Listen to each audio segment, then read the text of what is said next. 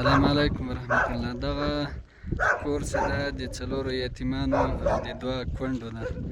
یو سپین ږیری ابا لري، بس هغه هم د دې وړ نه ده چې مطلب هغه وکړي مزدوري وکړي، نور هېڅوک هم نه لري.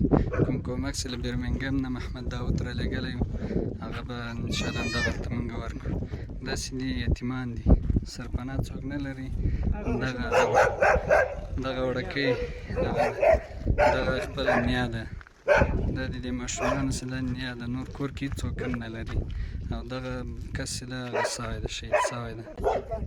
څنګه وایي خورې دغه کور د چا ده دا تاسې پکې اوسېږئ؟ دا پردی ده. مطلب تاسې دلته نور څوک نه لرئ چې تاسې دلته کومک در سره وکړي یا مزدوري ګټه وټه څوک ولري؟ نه هېڅوک هم نه لرو، فقط یو سپین ږیری دی سړی مې دغه هم په سترګو ځلي د پملا کوټ ده. زه خپل هم دغسې ځوب دی یم، دغه درې مساکیان څلور مساکیان لرم. نو مورې دلته تاسې داسې څوک نه لرئ چې مطلب تاسې ته اوبه راوړي یا تاسې سره کومک وکړي، تاسې سره نور داسې مرسته وکړي، داسې څوک نه لرئ تاسې؟ نه هېڅوک هم نه لرو، د خدای هیله وه. هماغه یو زوی مې درلود، هغه هم لاړ شهید. دا څومره وخت کېږي چې شهید سوی ده؟ په روز کال دغه اختر ته د اختر په نهه دغه اختر ته 9 شپې پاتې وې چې شهید شو. د شهید نور داسې ورونه څوک نه لري چې تاسې هغوی ته ورسئ؟ بېل دي وروره، موږ سره څوک نه لاس نه کوي.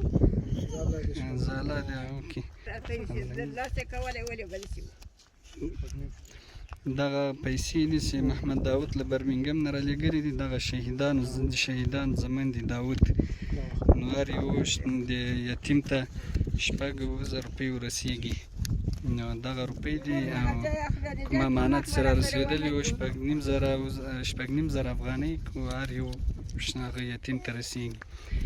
د دغو یتیمانو بابا چې ده تللی ده، اوس هم هلته کوم چارواکي ته ورغلی ده د حکومت، او چې کومک ترې وغواړي. نو دغه هر وخت کوم مسایل چې نشته د هغه یې مامور ته ورکړلې دغه پیسې را رسېدلې او دغو خلکو ته ورسېدې. الله دې قبول کړي. الله دې قبول کړي، خدای پاک دې توفیق ورکړي.